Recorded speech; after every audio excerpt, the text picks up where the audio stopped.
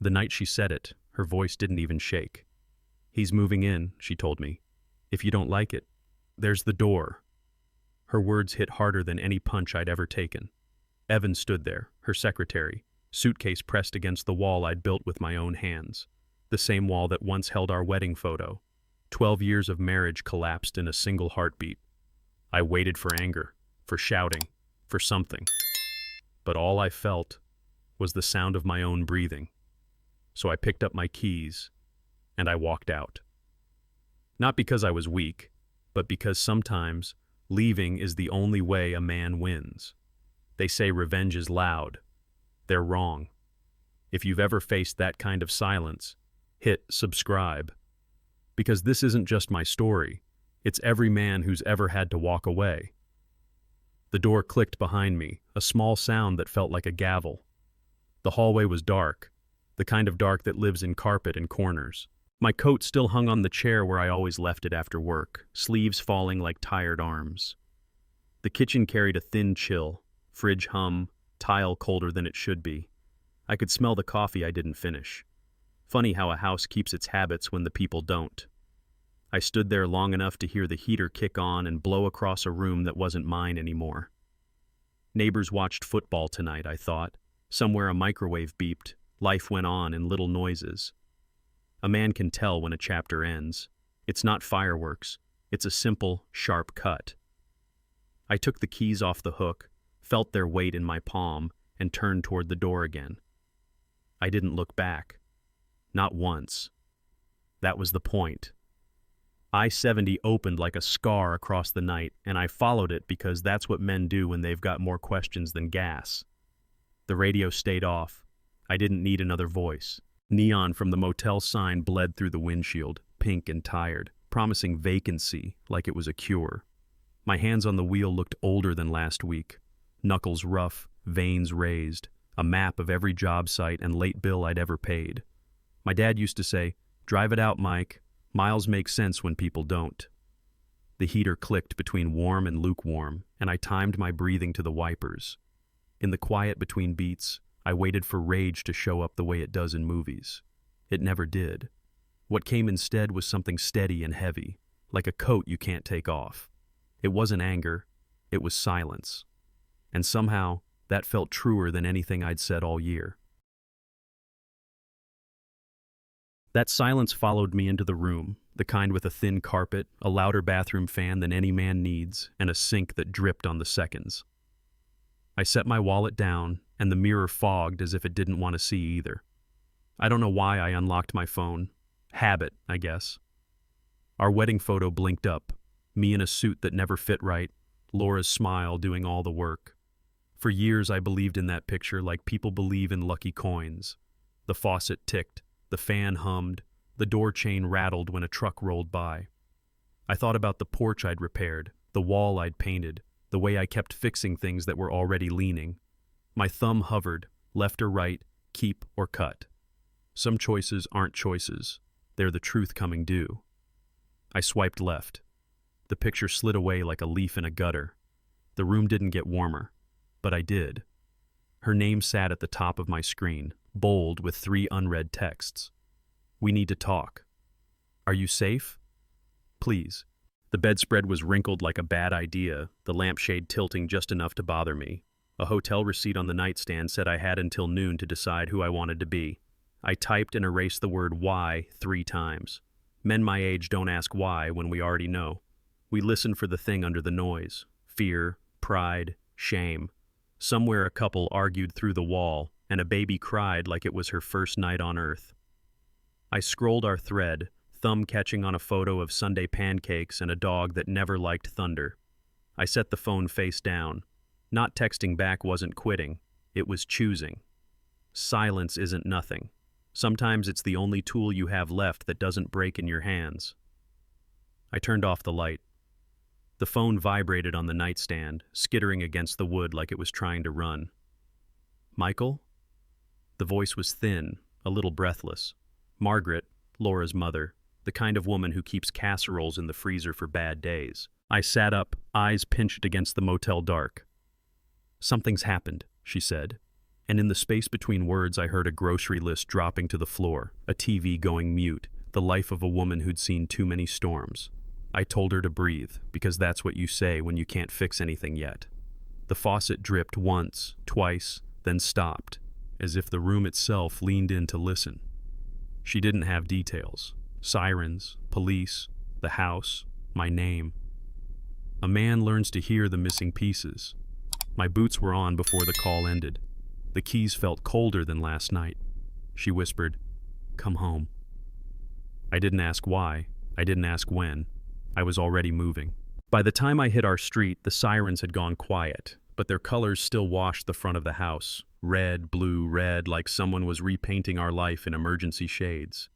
Neighbors stood behind curtains, silhouettes in TV glow, a couple of faces I knew from backyard barbecues pretending not to look. The porch light burned steady, stubborn as ever. Yellow tape snapped and fluttered in the wind, a plastic ribbon you only see on the worst nights. I parked at the curb and sat a beat, palms on the wheel, the way you do before a hard conversation or a burial. Then I stepped out. My boots met the sidewalk, and every footstep felt like a decision. An officer glanced up, said my name, and nodded me through. I lifted the tape and crossed under it, and it was like ducking into a different life. On one side, what we were. On this side, what we had done to it. Inside, the refrigerator hummed like it always did, loyal and indifferent. My coffee mug was still in the sink with a brown ring at the bottom, waiting for water and a sponge that wouldn't come. The jacket I'd tossed on the chair before work still slouched there, sleeves hanging like tired arms. The air felt cooler than it should have, metallic, the way a penny tastes on your tongue. The floor creaked in the same places. The clock over the stove kept perfect time, which somehow made everything worse. It was all exactly as I left it, down to the light film of dust on the console table, like the house had taken a deep breath and then decided to hold it. I stood in the doorway and realized a thing men don't like to say out loud. Sometimes the walls stop recognizing you before you notice. The room didn't change. The house didn't change. I did. And that meant it wasn't home anymore. Officer Daniels flipped a notebook with hands that looked built for fence posts and Little League, not this. He asked me to confirm my name, my relation, the last time I'd been inside. A neighbor from across the street, guy who borrows my ladder and never returns it on time, mumbled that they'd been arguing all week. His wife nodded, eyes red, the kind of red you get from watching a mess you can't fix. I asked where Evan was. Daniel said no sign. His car had been spotted hours away. Then he said a word I've only ever heard in hospital shows and church basements. Overdose. He didn't dress it up. He didn't look away. Just wrote it down like a weather report.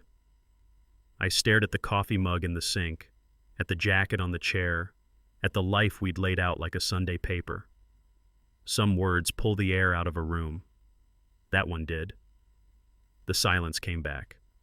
The word overdose hung in the air long after the officer left. I drove until the sky forgot its color, headlights carving the road like questions I couldn't stop asking. At the intersection before the hospital, I pulled over. My hands wouldn't quit shaking. That's when the phone buzzed. Unknown number, hospital code on the screen. "Sir," the voice said, steady but rushed. "She's breathing. Faint, but she's breathing." I didn't answer. Didn't move. Just stared at the steering wheel like it had all the answers I never used. Some prayers don't sound like words. They sound like an engine turning over one more time. I hit the gas and aimed for the light on the hill, the kind of light you only see when the dark finally blinks first. Laura wasn't gone. Not yet. And that "not yet" was enough to bring every ghost back to life. I parked across from the ER like a man waiting outside his own life. The lot was a map of tired cars, each one with a story that didn't want company. A janitor pushed a squeaky bin. A nurse stepped out to breathe night air between alarms. Up in the windows, the light moved from room to room, soft, then bright, then gone, like signals you can't quite read. I watched my breath cloud the glass and fade. My dad once told me sometimes love is driving to the edge of a thing and sitting there until the engine cools. The heater ticked, kept me honest. I could have gone in, signed my name at a desk, pulled up a chair and held a hand. But I didn't. I stayed where the truth felt clean. I watched. I listened to the building hum. I let the distance do what my voice couldn't. I watched, I told myself. I didn't go in. And for tonight, that was mercy. On the drive back to the motel, my mind tried to save me the old-fashioned way, with good pictures. Sunday pancakes, the kind where you burn the first one because you talked too long. The day we fixed the porch rail together, her hair tied up in a bandana, sawdust in the sunlight like gold. The dog sleeping across my boots during a storm, trusting me to be the quiet in the thunder. Those moments are a man's savings account. You make deposits when times are easy, but you can't pay today's bill with yesterday's money. The road curved past a ball field under dark lights, and somewhere a single bark echoed like it lost what it was chasing. I wanted those memories to open a door, to change the ending, to make the word overdose belong to someone else's life. They didn't. The pictures stayed warm. The night stayed cold. And when I pulled into the motel, I knew warmth wasn't enough. But the silence wasn't the end. It was the start of a trail. Warmth wasn't enough, so I called Margaret back and asked her to start from the beginning. She stumbled over the details, the way people do when the truth is heavier than the words. Strange texts had started weeks ago, numbers she didn't recognize, messages that felt like someone breathing on the back of your neck. Laura told her it was nothing, just work. Then came the emails, short and sharp. We have what we need. Pay or we share. Margaret's voice thinned as she said there were files Laura couldn't find anymore. Presentations, photos, a folder that used to sit right on her desktop like a porch light. In marriages, you learn the weight of each other's habits. Laura's was control. If something went missing, she knew it within the hour. I stared at the motel ceiling and felt the story shift under my feet. This wasn't just bad love. This was leverage. He took something from her laptop, I said, and the room got smaller. The next morning I did the thing men do when emotions won't move, let the numbers talk. I logged into the bank and scrolled through a month that already felt like a different life. Gas stations, grocery runs, the same hardware store I've gone to since I was 20. Then a line that didn't match the rhythm of us. A transfer. Not huge, but wrong. I wrote the account number on a napkin because I didn't have anything better, and circled the date. It landed on a Friday night, the same kind of Friday we used to order takeout and fall asleep on the couch. Saturday showed another transfer, smaller but paired like the first step of a plan. People lie, patterns don't. I checked the timestamps against text messages Margaret mentioned. They lined up the way railroad tracks do, straight and heading somewhere you don't want to go. By the time the coffee cooled, the truth did not. Money was moving to a stranger. But every pattern points somewhere, and this one pointed home. You don't need to be a cop to chase a breadcrumb trail, you just have to be stubborn. I searched the account holder's name and the internet coughed up a second name tied to the same address, then a third. Different emails, same face under better lighting. It's strange how a man can vanish by multiplying. I found mentions in small-town papers 3 states over, nothing front page, but the kind of blurbs that live beside bake sales and weather warnings. A complaint here, a bar fight there, a noise citation that read like a dare. There were old case numbers, too, like mile markers on a highway you wish you'd never taken. The pattern looked familiar in the worst way. Charm, access, pressure, pay. I sat back and said his name out loud, Evan, and it sounded like a word someone else chose for him. Laura didn't meet a man. She met several, and every one of them wanted the same thing. That was the rising heat. Hotels forget people fast, but hallways remember. I paid for a copy of security footage the way anyone can when they don't ask too many questions. And there they were. Evan in a crisp shirt with a smile that didn't reach his eyes. Laura in a gray beanie pulled low like she was hiding from a draft and not a decision. The camera angle was cheap and honest. You could see everything it saw and nothing it didn't. They met at the door, and he leaned in just enough to brush her shoulder. She stepped closer. Quick hug, the kind couples do to pretend things are simple. But he looked up at the lens on the way out. Just a flick, like a boxer checking the clock. It wasn't romance. It was staging. I paused on his face and felt my jaw set. Men know a setup when they've bought one before. This wasn't love caught by accident. It was bait, and it worked. There's a rule I learned fixing houses and fixing mistakes. If your name doesn't help the job, leave it off. I called the precinct and asked for the on-duty detective. A tired voice answered like the end of a long shift. I told him I had information on a case tied to my address, that I could send video, dates, transfers, and a list of names that didn't like to stay put.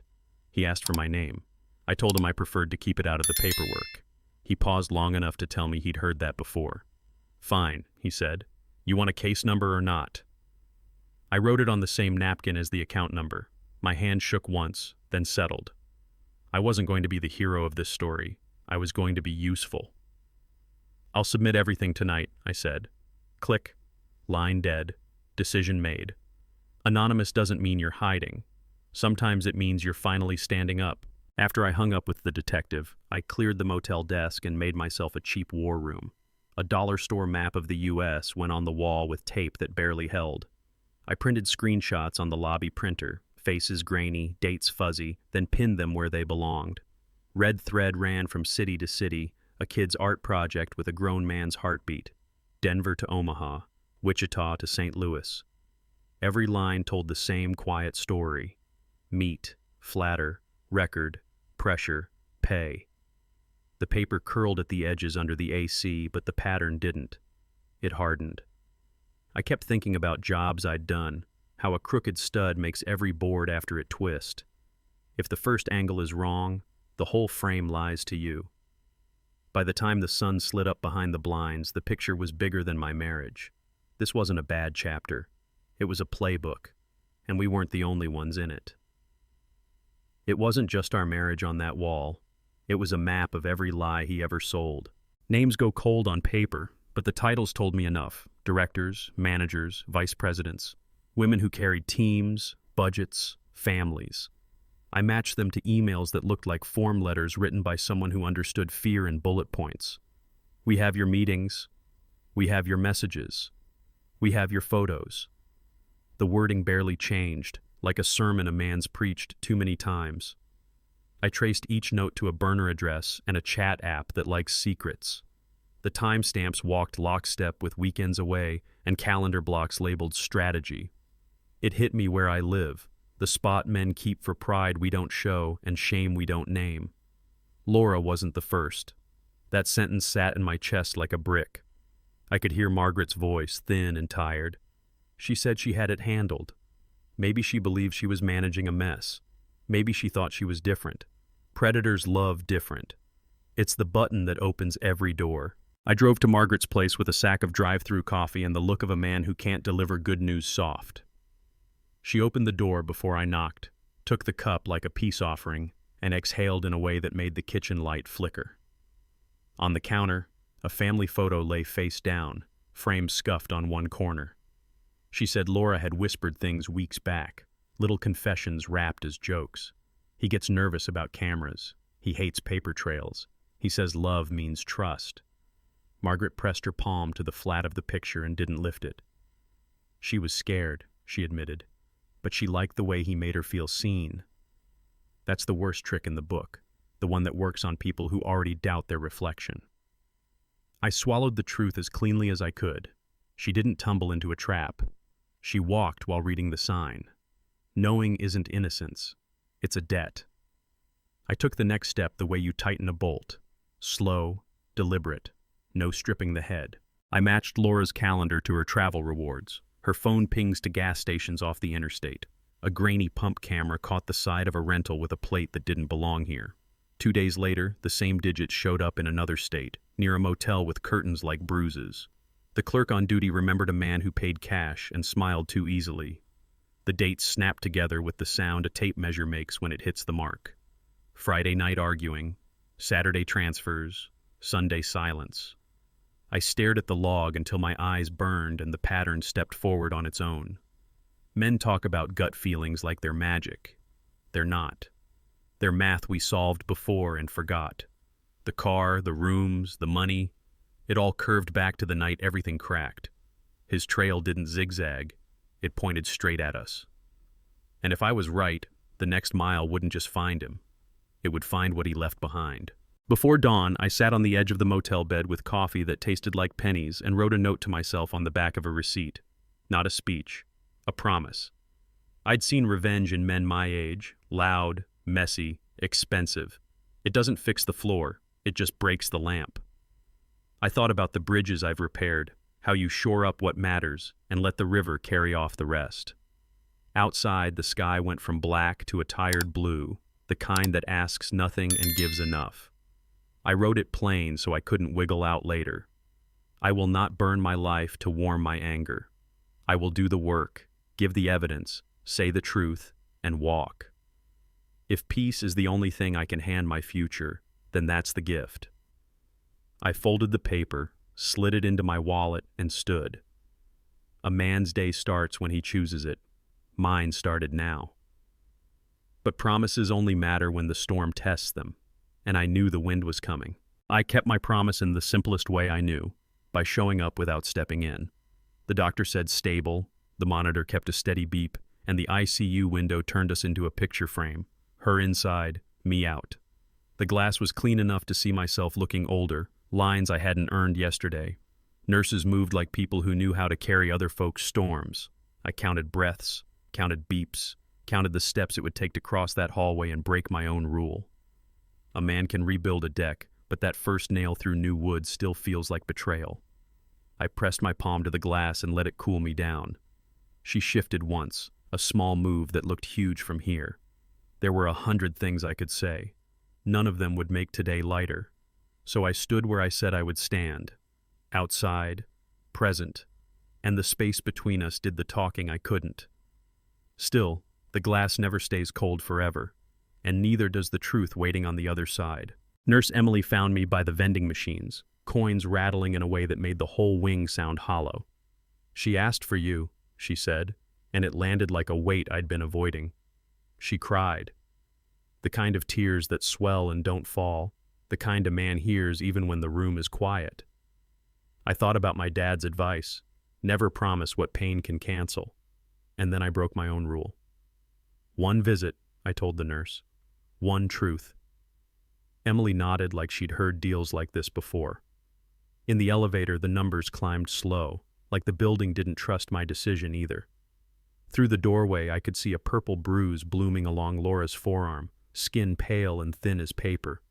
Her eyes were glassy but focused, like a person who finally believes the fire is real. I took the chair. I didn't take her hand. There's mercy in staying steady. There's mercy in not pretending. But one truth never travels alone, and I could feel the next one coming up the hall. But one truth never travels alone. The room had that hospital quiet that isn't really quiet. Machines breathing, plastic whispering, pages turning. Laura's lips were cracked. Her voice came out like something left in the sun. "He loved me," she said, and the old photo in my head tried to stand up one more time. I placed the manila folder across her blanket the way you set down a tool you know will bite. On top, dates, times, transfer slips. Under that, screen grabs, hotel entries, camera stills with faces no one could argue with. I spoke plain, the way men talk when they've got no room left for pretty. "This is what I have. This is what I sent." She watched my finger tap each page like mile markers on a highway we couldn't drive back. Her hand shook as she reached. Mine didn't. Not because I'm brave, because I'd already broken where I needed to. Truth doesn't raise its voice. It lays out the parts and waits. And sometimes, the truth waits with teeth. I slid a photo free, Evan with his fiancée at some lakeside wedding, arm around her in a way that said practice, not promise. Then the bank slips with his alias scrawled across the corner, the transfers stepping down like a staircase into a basement you shouldn't enter. I showed the spreadsheet of names that didn't stay put, the way his email changed but his pattern didn't. Her eyes filled, but not the way they used to when we botched a recipe or laughed too hard at nothing. This was weight, not water. She covered her mouth and made a sound I hadn't heard since a funeral. I kept going, not to hurt her, but because stopping would make me a liar. Sometimes a man has to bring every board to the porch to prove the deck is rotten. When I finished, there wasn't anything left to add. The papers stared back like witnesses. Laura's shoulders folded, and then she said it. 5 words that changed everything. "You don't know the rest." But she had one more truth, and it would cut deeper than any lie. "He used me," she said, voice thin, eyes searching the ceiling for an easier sky. The lights flickered once like the building had an opinion. Silence thickened until I could hear the click of the wall clock behind me. There are moments when a man chooses the soft lie or the hard truth. I thought about the map on the motel wall, the red string, the numbers that didn't care how we felt. I kept my voice low. "No," I said, steady as a level on new wood. "You let him." The words landed between us and stayed. Not a shout, not a sermon, just a line on the ground neither of us could step over. She cried harder, and I didn't move. Comfort would have been a kind of theft. The monitor kept its beat, and somewhere down the hall a cart squeaked past. I folded the folder shut. We were done with pretending. Sometimes mercy means telling the truth with your hands still. After the truth landed, she reached for me the way people reach for light after a breaker trips. "Please," Laura whispered. "I'm sorry. I can fix it." The clock over her bed ticked like it was counting down my resolve. I checked my watch the way a man does when he needs a solid object to keep from drifting. My boots touched the linoleum with a sound I'll remember longer than our first dance. There's a strange math to love at our age. You learn that holding someone can sometimes mean loosening your grip.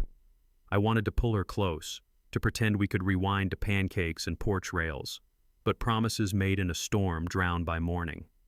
I stood, gathered the folder, and let the silence answer for me. She lifted her arms, waiting. I didn't move. I turned toward the door, and the monitor kept its steady beat. Love didn't disappear. It drew a line. I didn't cross it. Back at the house, the living room felt like a stage after closing. Props where they belonged, no audience left to clap. I pulled the external drive from a drawer I'd built myself and slid the memory card out of the small camera I'd installed months ago, back when I still thought prepared was the same as paranoid. The screen glowed in the dark room, blue as an old bruise, and there it was. The hallway, the door, Evan's practiced smile, Laura in a knit cap like she was hiding from weather and not her own choice. She checked the peephole, unlatched the chain, opened wide. His hand brushed her shoulder, then the bag passed over the threshold. It was small, ordinary, boring in the way evidence always is when it's real. I paused on the frame where her fingers curl the knob. People talk about smoking guns. Most days it's just a hand on a door. That clip was the whole case. I uploaded the files to a secure link, the kind that turns a pile of moments into one undeniable line. Then I called the detective on duty and gave him the case number I'd scratched on a napkin. He asked again for my name. I told him the evidence didn't need it. He sighed like a man who's heard both cowards and saints say the same thing. "Send it," he said. I hit share, watched the progress bar creep like a sunrise, and felt something settle in my chest. Not peace, not pride, just the click of a bolt sliding home. A ping lit the screen. Received. He promised a case note and the next steps in the morning. I hung up and stared at the link sitting there, alive in the quiet. There are doors you close and still reopen. This wasn't one of them. The moment the files left my hands, my role changed. I wasn't a husband fixing a fight. I was a witness. The storm rolled in around midnight, slow and certain, like it knew the schedule better than I did. I stood under the porch where the paint still held my brush strokes, and the rain found its rhythm on the roof.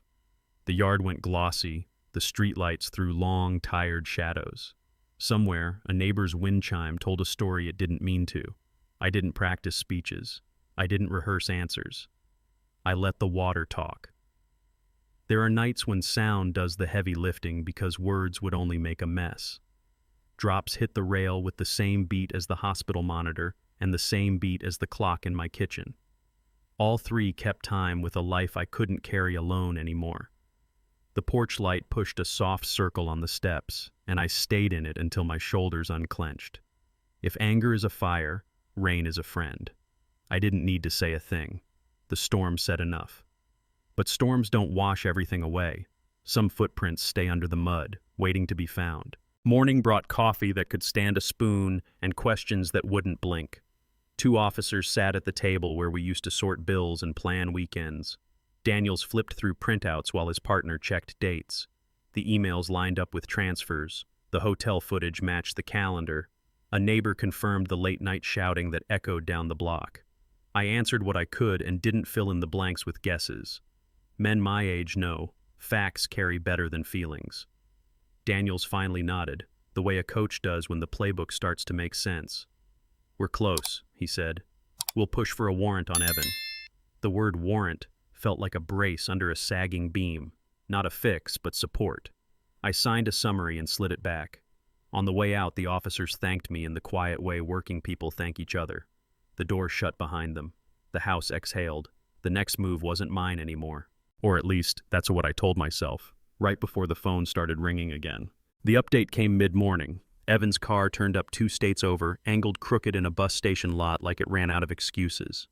Inside, nothing.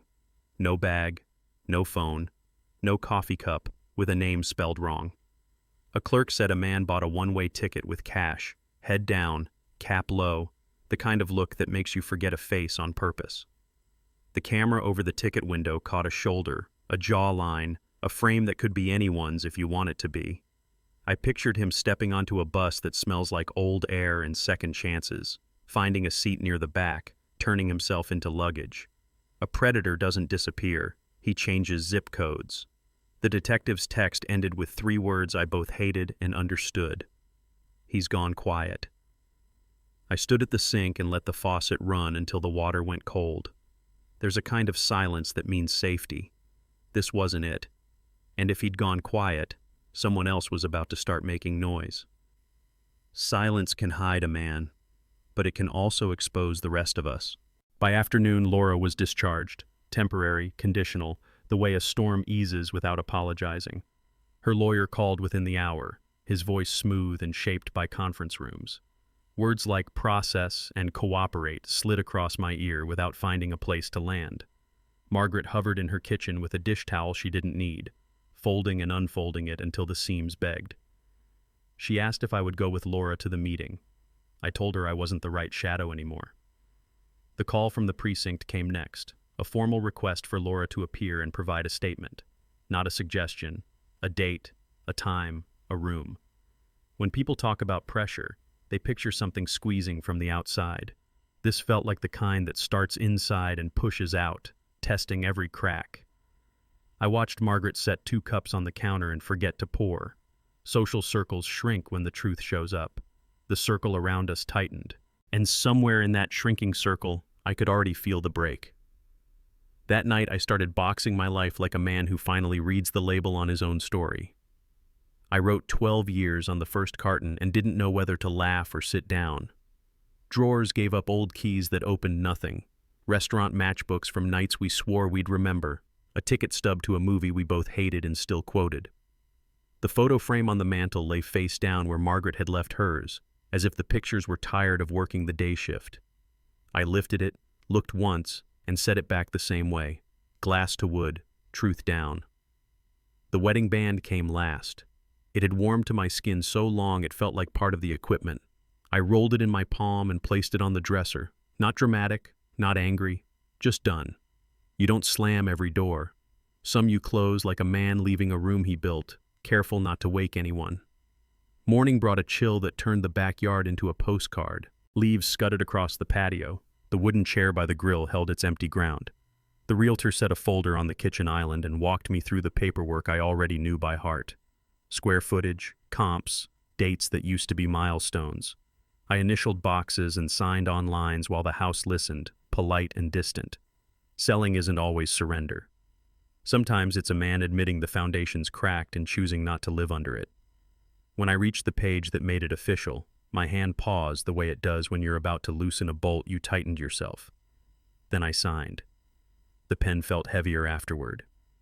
Outside, a gust lifted a drift of leaves and flung them against the fence like they had somewhere better to be. I stood in the doorway and let the cold move through me. A chapter doesn't close, you close it. On my way out, Officer Daniels pulled up, stepped from his car with the unhurried walk of a man who knows paperwork wins in the end. "You did the right thing," he said. Not a question, not a pat on the back, just a solid beam laid across a weak span.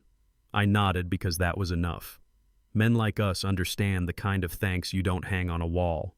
He asked if I wanted updates as they came, and I told him I'd prefer the kind that only needs one call at the finish. He smiled once, quick, then tucked his notebook away. No handshake, no photo, No words we didn't need. When he drove off, the taillights slid past the porch, and the quiet came back in one piece. I locked the door and dropped the keys in a bowl I wasn't taking with me. Not every story needs a hero. Some only need a witness who refuses to look away. After Daniels drove off, the phone buzzed like a fly that wouldn't quit. "Can we talk?" from Laura. The typing bubbles rose, fell, rose again, 3 gray dots playing keep away with my peace. I stood at the sink, rinsed a coffee mug I wasn't taking with me, and watched the water spin down. Men my age learn the long lesson. Not every message wants answers. Some want oxygen. I thought about all the times I tried to fix a problem by filling silence with words. It never held. My thumb hovered over the keyboard, then stopped. The porch creaked in the evening cool. Somewhere down the block, a dog barked once and decided it was enough. I locked the screen and set the phone face down, like a lid on a pot that might boil over. Action isn't always movement. Sometimes it's the refusal to be pulled back into a room that's already on fire. I didn't reply. That was the point. The night before the bail hearing felt like a town holding its breath. Margaret sat at her kitchen table with a Bible open to a page she didn't need to read, lips moving in a quiet that sounded older than both of us. I took the long way around the city, past the ball field lights, past the diner where the parking lot always smells like grease and hope. My hands knew the wheel. My mind knew the edge I wasn't crossing. I pictured the courtroom, the wooden benches, the way eyes look for someone to blame and land wherever it's convenient. I let that picture go. Boundaries aren't fences you build for other people. They're the lines you draw so you can stand up tomorrow. At a red light, I whispered my rule out loud. No more saving what doesn't want saved. The light turned green. I turned the other direction. Not because I didn't care, because I finally did, for me. Morning came with a knock and a folder thick enough to change the weather. The detective laid out what I'd sent, camera stills, timestamps, bank slips, then added fresh pages stamped with a red, received. He pointed to signatures I didn't recognize and a routing note that moved the case up the ladder. No drama, no music swell, just paperwork doing what it does when it finally has the weight to walk. We checked details against the log one more time. The hotel angles matched. The transfers stepped in rhythm. The case number I'd scribbled on a napkin now sat on official letterhead, squared and sober. "It's advancing," he said, the way a carpenter says. "It's level." I felt something like relief, but quieter, like a beam taking load without complaint. He slid the folder back into his bag, promised the next call would be from a different office. When the door closed, the house sounded hollow in a new way. Progress echoes too. It happened after dark, because big moments prefer shadows. I stood across the street where the maple tree makes the sidewalk crack, hands in my jacket pockets. The porch light threw a soft circle over the steps, the same light that used to welcome us home from late movies and grocery runs. 2 cruisers rolled up without sirens. Officers walked the path like men who've practiced this walk more than they wanted. The knock was polite. The wait was short. Laura stepped out, hair pulled back, jaw set, the quiet of someone who already knew tonight's sentence. The cuffs flashed once under the bulb, steel catching a slice of our history and giving none of it back. No yelling, no scene, just a door opening, a door closing, and feet on wood that I'd sanded smooth with my own hands. She didn't look for me. I didn't step forward. Sometimes respect is distance. Sometimes love is letting consequences keep their shape. And just like that, justice didn't need a soundtrack. The car door shut with that heavy thud every American knows. Minivan, pickup, cruiser, it all says the same thing. This part is over. A few neighbors turned away, pretending to study their lawns in the dark. The cruiser pulled out slow, tires whispering over the curb. I stayed on the shoulder, boots in the grit, feeling the night settle like a coat I finally decided to wear. There were a dozen speeches I could have given the air, about loyalty, about pride, about the cost of being blind in your own house. I kept them. Revenge, if that's what you want to call it, didn't need my voice. It had a porch light, a pair of handcuffs, and a street that went quiet on cue. I reached for my keys and didn't jingle them. I breathed in, breathed out, and let the silence do what it does best, hold the shape of the truth without decoration. I went home by walking away. Silence followed me inside one more time, the way a well-trained dog heels without asking. I handed the house keys to the realtor at the door. No ceremony, just a firm press into his palm. The kitchen echoed in a way it never had when life lived here. Cupboards bare, counters clean, a lone screw on the floor where a stool used to wobble. My footsteps answered back from the tile like a reminder that rooms remember weight. I opened each cabinet once, not to check, but to say goodbye like a man counting tools before closing the box. The fridge hummed. The clock over the stove kept working because someone had to. I walked to the wall, laid my hand flat, and felt nothing but paint I'd rolled myself. Then I flipped the final switch. The house exhaled into dark, a kind of courtesy between two things that had done right by each other as long as they could. Door pulled, latch set, done. The quiet made room for a new thought, small and stubborn. Go where the noise can't follow. I spread a road atlas on the kitchen island I wasn't keeping and found Montana the way a man finds a shoulder to lean on. Wide, rough, honest. A listing for a simple cabin showed a brown wood porch and a roof that didn't pretend to be anything else. I called the number and got a voice that sounded like lumber and long winters. He told me the cabin had a good stove, a strong door, and a creek not far enough to brag about. That was all I wanted. We talked price, we talked weather, we didn't talk about past lives. When he asked if I was serious, I said yes before my mouth checked with my brain. I read a card number off the back of my wallet receipt and made a deposit that felt more like a promise than a payment. The map looked smaller. My horizon didn't. I loaded the truck with what mattered and left the rest to memory and goodwill. The highway ran through open country like someone had unrolled a ribbon and told me to keep going. Dry grass leaned in the wind.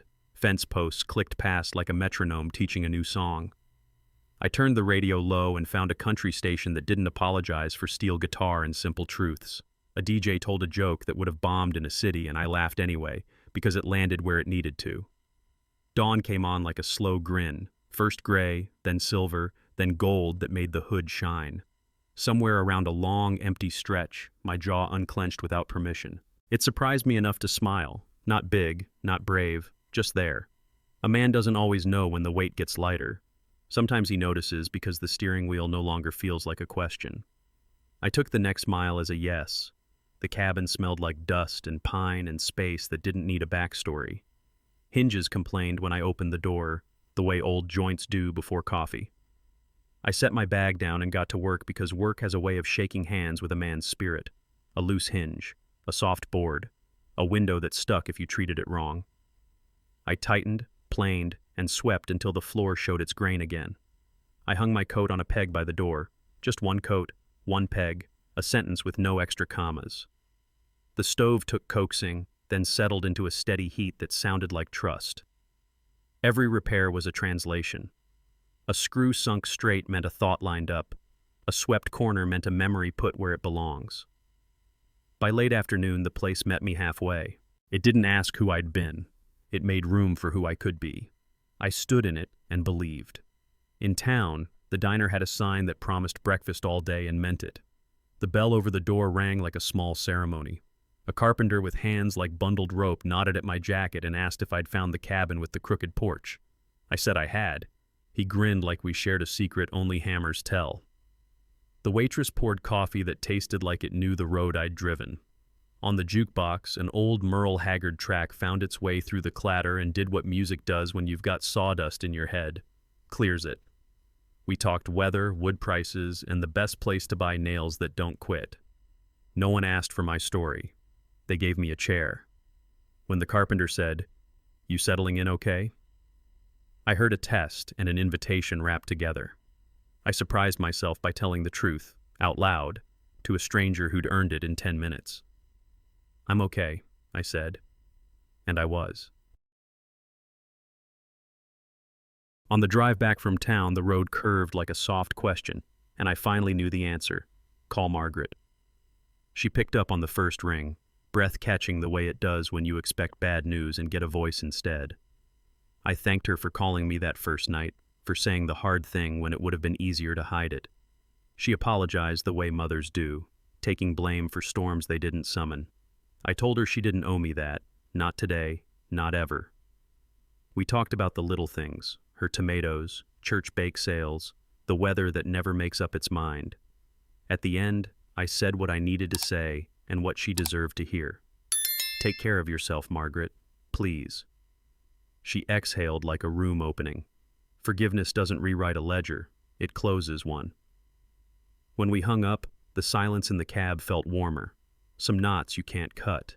You loosen them with kindness. Back at the cabin, an email from Laura's lawyer waited like a bill you already budgeted for. Updates, attachments, timestamps. The case was moving. Evan, meanwhile, stayed fog, sightings that weren't, rumors that faded by lunch. I read every line and felt the old impulse flare. Hunt, fix, chase. It passed. I set the laptop aside and listened to the stove tick. Men like me are taught to grab the wheel even when the road belongs to someone else. But there's strength in open hands. I walked the porch, watched the trees trade secrets in the wind, and let the river do the work only a river can do, carry what's broken to where it belongs. Justice has its own tide. I didn't call detectives to check in. I didn't scroll until my pulse spiked. I brewed coffee, stacked firewood, answered exactly one thing at a time. Power isn't shouting at the storm. It's choosing your shelter and staying in it. That night, I opened a blank message and addressed it to myself. Subject line, boundaries. No poetry, no speeches, just sentences that felt like studs in a wall you can lean on. I wrote that I would answer calls meant for healing and let go of those meant for rehearing, that I would not explain the truth to people who profit from confusion, that I would sleep, eat, and work like a man who intends to last. I promised to measure my days by what I build, not what I chase. I wrote that loving someone includes knowing when to stop protecting their worst decisions from their consequences. Then I read it twice, not for typos, but for spine. I hit send to my private inbox and watched it arrive like a letter from a future I could respect. There's a peace in telling yourself the terms out loud. It's not a wall. It's a door, one only I can open. For the first time, my inbox held peace instead of proof. Later, I sat on the porch with a mug that steamed in the cool air, and the forest tuned up, crickets trading notes, a branch settling, some small creature declaring itself alive. The sky felt closer here, not crowded out by streetlights or worry. I said the words quietly, the way you say a prayer that doesn't need an audience. Peace isn't forgetting, it's forgiving myself. Forgiving the version of me that painted over rot, that mistook noise for love, that wore pain like proof. The coffee cooled, and I didn't mind. Out past the tree line, a breeze changed its mind and came back. I thought of every man who's ever stood alone at the edge of something and chosen to step back instead of in. There's courage in staying, there's courage in leaving, but the deepest kind is in knowing which is yours tonight. I finished the cup, closed the door gently, and let the cabin hold me up. It didn't creak. Just as the kettle clicked off, a number I didn't know lit the phone. I let it ring into voicemail and listened as her voice filled the small room. Laura, soft with static and breath that broke in the middle. She said my name like a memory she was trying not to drop. She said she was sorry, then stopped, then tried again. The message ended without a plan, only a gravity I recognized. I sat at the table and listened twice because respect doesn't vanish with trust. My thumb hovered over return call, then found save instead. Some endings are polite, some are clean. This one was neither, but it was necessary. I stared out at the porch where the night had settled in like an old friend and made my choice by not moving. Choosing yourself isn't selfish, it's stewardship. I picked up the mug, took a breath that didn't hurt, and let the voicemail be what it was. A chapter, not a command. After the voicemail, habit tried to take the wheel. I opened a local news site and there it was, an old handcuff photo recycled like bad stock art, a 3-paragraph write-up that got more wrong than right, and a comment section practicing surgery with butter knives. Some folks wanted a villain, some wanted a victim, most wanted to be loud. I scrolled longer than I should have, feeling that old heat start behind my eyes. Then I stopped. Not because the story didn't matter, because my peace did. I clicked the X and watched the window disappear, like dust when you slap a rug. Men our age learn this late. Not every update is an obligation. I set the phone face down, turned off notifications, and let the cabin decide the next sound. Stove ticking, wind in the eaves, a bird trying out one brave note. Information isn't wisdom. Noise isn't duty. I closed the tab and kept the promise I wrote to myself. The trail behind the cabin crosses a small stream, and the footbridge there had seen better summers. I grabbed a hammer and a tin of screws, hauled fresh planks down the path, and put my back where my mouth had been. The first nail set with a clean cock, the kind of sound that tells a man he's still worth his tools. Water moved under me, clear and patient, like it had all day to watch me learn. As I squared each board, I pictured kids running across in July, a tired hiker in October, some old-timer with a cane stopping to breathe. It felt good to build a thing that wouldn't know my name and didn't need my story. When the last plank landed true, I stood there with sawdust on my sleeves and let the quiet clap. This wasn't about fixing me anymore. It was about leaving something steadier than I found it. That's a different kind of strength. Maybe the bridge wasn't for them. Maybe it was for me. A week later, an envelope showed up with the town's return address and crooked handwriting. Thank you for the bridge. Inside, a note signed by more names than I could count, and an invite to a backyard barbecue behind the hardware store. I went because saying yes felt like the right kind of work. Smoke curled over the fence. Somebody burned the first batch of burgers and laughed like that was tradition. A kid handed me a root beer sweating through the label. A dog begged with the confidence of a pro. The carpenter from the diner slapped my shoulder and asked about the cabin. We talked lumber and weather and nothing that hurt. It was simple, and it was enough. I caught myself laughing easy, the kind that doesn't check the room first. Belonging isn't fireworks. It's a folding chair waiting with your name written in Sharpie. When the sun slid behind the trees, I realized I was lighter, and not alone. That night, a hard wind ran through the trees and made the cabin test its nails. The back door rattled against the frame, a sound that pulled me straight to that old porch light and the cuffs flashing under it. I stood in the doorway and let the memory do its worst, the way you let a storm take its lap so the house can settle again. I heard the rain that wasn't falling, saw the street that wasn't here, felt the ache that didn't own me anymore. Revenge is silent, I said, not as a threat, but as a fact, an echo that comes back softer and truer each time. The latch held, the wind moved on. Some nights test your beams just to show you where you've grown. I checked the lock, pressed my palm to the wood, and felt the strength in it. The past can knock. It doesn't live here, not now, not in this weather. Before bed, I opened my notebook and wrote what I wish someone had handed me a year ago. 3 truths, plain as a 2x4. 1. Keep your boundaries like you keep your tools, sharp, close, and not for lending to people who break things. 2. Silence isn't surrender when it protects your peace. It's a choice you make for the man you're becoming. 3. Build something every day, even if it's just a habit you can stand on when the ground shakes. I wrote it for the guys between 40 and 60 who've paid mortgages, changed tires in the rain, and learned how to carry a room without raising their voice. I ended the page with a line I could sign without flinching. Hold your line. Heal honest. Don't chase what's running from itself. Then I signed it, Michael Reed, and closed the notebook. The cabin creaked once, satisfied. Tomorrow could bring whatever it wanted. Tonight, the terms were mine. After closing the notebook, morning came honest and clean. I walked the edge of the woods where the light slanted through pines and turned dust into glitter. The air smelled like sap and second chances. Needles cushioned each step, and for once my head didn't outrun my feet. I took the ring from my pocket. The groove it left on my finger had finally faded, but the weight remembered. Men don't talk much about ceremonies when they're alone, but we all make them. The first oil change after a loss, the last box in the truck, the way you stand a minute before turning the key. I set a small cedar box on a stump and turned the ring in the sun until it caught. Thank you for the years, I said, because gratitude and goodbye aren't enemies.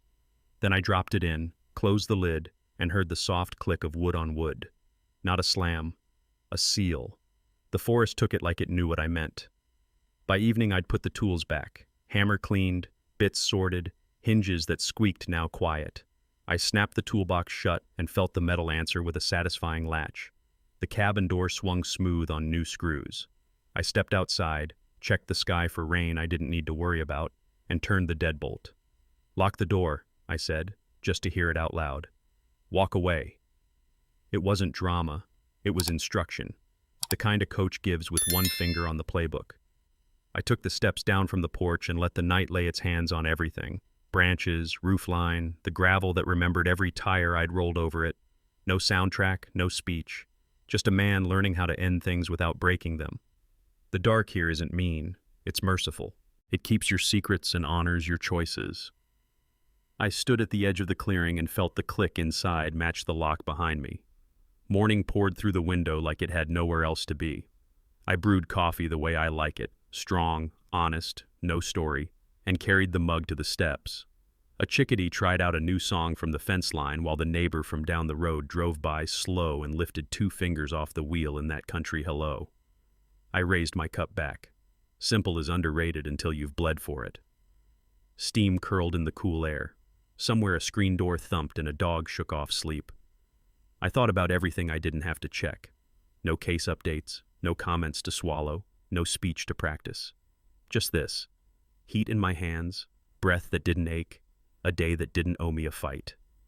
I let a smile find its place without asking permission. Not big, not for show. Enough. The kind that says a man can carry his name quiet and still be heard by the life he's built. Here's the truth I came here to earn. She built her cage one lie at a time. I kept mistaking my hammer for a key. Turns out, some doors don't open. They close, and that's mercy. All I did was lock the door. Not to punish, not to win a scoreboard only strangers read, but to keep what's left of me standing straight. Out past the tree line, the world keeps moving. Somewhere Evan is still out of frame, changing names like shirts, chasing the next quiet house to break. That's not my road anymore.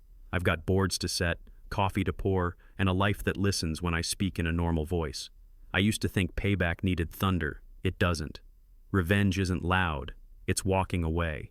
Peace beats noise. Peace. Noise. Every time. If you've ever chosen silence over shouting, comment silent and tell me straight. 1, walk away, or 2, fight back. Which one is your line today? Hit subscribe to follow the next chapter.